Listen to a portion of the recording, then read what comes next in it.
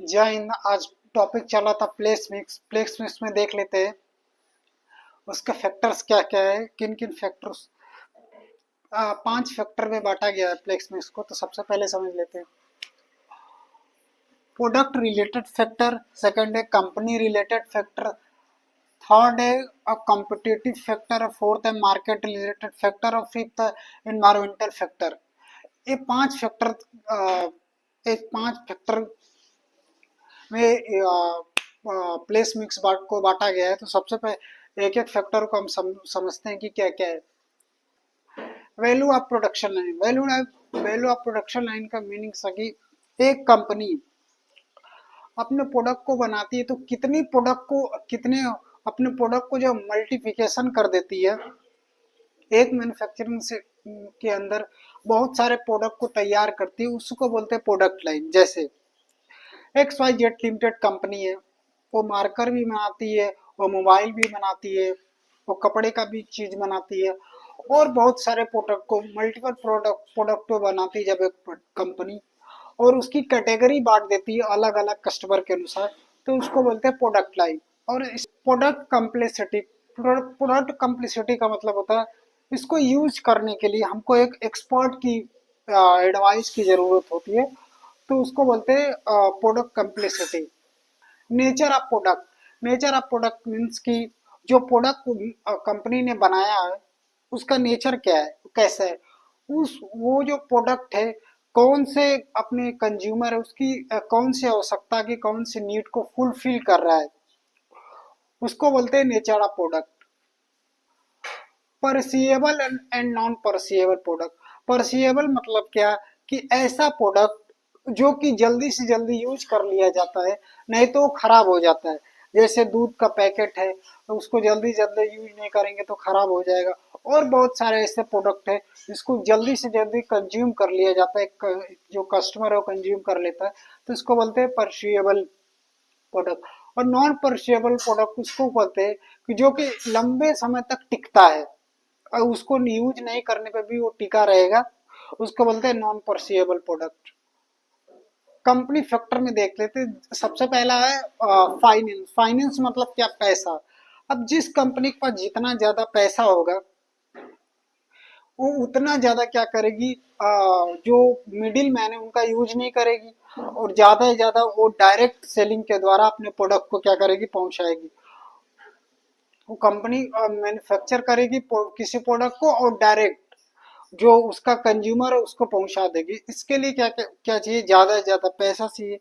Second point है इसमें degree of control. Means क्या कि जो कंपनी है वो अपनी प्रोडक्ट लाइन को अपने पावर को बांटना चाहती है कि नहीं, तो इसको बोलते हैं आप कंट्रोल। अब जिस कंपनी के पास ज्यादा से ज्यादा पैसे नहीं होगा क्या करेगी, वो अपने कंट्रोल को मतलब वो अपने कंट्रोलिंग को क्या करेगी, अपने शक्ति को बांटेगी कि, और वो के इंटरमीडिएट मध्यस्थ का यूज करेगी अपने प्रोडक्ट को कस्टमर तक पहुंचाने के लिए। Competitive factor. कॉम्पिटिटिव फैक्टर में जो हमारा कंपटीटर है वो कौन से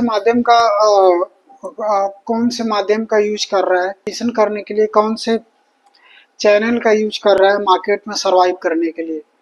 nature of market. Nature of market का मतलब कि जो मैन्युफैक्चरर है अपने प्रोडक्ट को मैन्युफैक्चरिंग किया है तो उस प्रोडक्ट का नेचर क्या है, वो अपने कस्टमर के कौन से डिमांड किस तरीके के डिमांड किस तरीके के नीड को फुलफिल कर रहा है। Size of market. Size of market का मतलब कि जो मैन्युफैक्चरर है वो निकालेगा कि ये जो प्रोडक्ट में बनाए पूरी दुनिया में इस प्रोडक्ट की पूरी सबसे बड़ी मार्केट कितने की है, 1,000 करोड़ की, 2,000 करोड़ की या 3,000 की करोड़ की है। अगर मैं पूरी कंपनी को पूरे मार्केट को कब्जा कर लेता हूँ तो एक कितने हजार करोड़ की कंपनी बन सकती है। इसको टैम बोलते हैं, टोटल एड्रेसेबल मार्केट।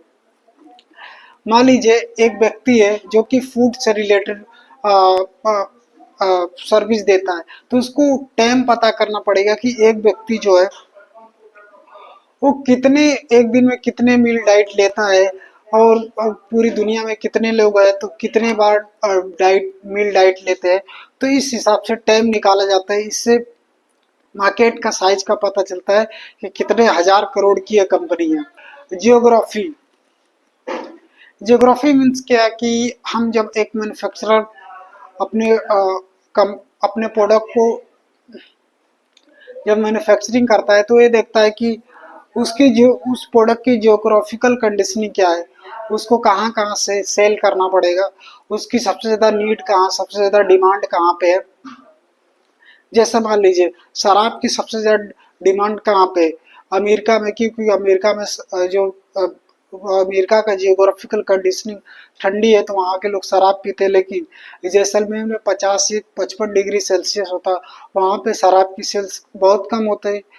इसी को बोलते हैं geographical conditioning. Quantity purchased, quantity purchase का मतलब कि हमारा जो कस्टमर है वो कितने क्वांटिटी में हमारे प्रोडक्ट को परचेज कर रहा है, बल्क में कर रहा है या एक पीस कर रहा है, 50 पीस कर रहा है, 100 पीस कर रहा है। एनवायरमेंटल फैक्टर, एनवायरमेंटल फैक्टर में आता है इकोनॉमिक रिसेशन। इकोनॉमिक रिसेशन जब आता है तो पूरी की पूरी इकोनॉमिक अर्थव्यवस्था क्या हो, अर्थव्यवस्था में मंदी आ जाती है एक तरीके से। तो अब एक जो मैन्युफैक्चरर उसको ये पता करना पड़ेगा कि मेरे प्रोडक्ट की जब मंदी आती है तो कम से कम वो प्रोवाइड कराएं, और जब तेजी आती है तो अपने प्रोडक्ट को ज़्यादा से ज़्यादा प्रोवाइड करें। अब मंदी कई तरीके से आती है, हो सकता है एक देश में लड़ाई लग जाए तब इकोनॉमिक्स पूरी। Thank you so much.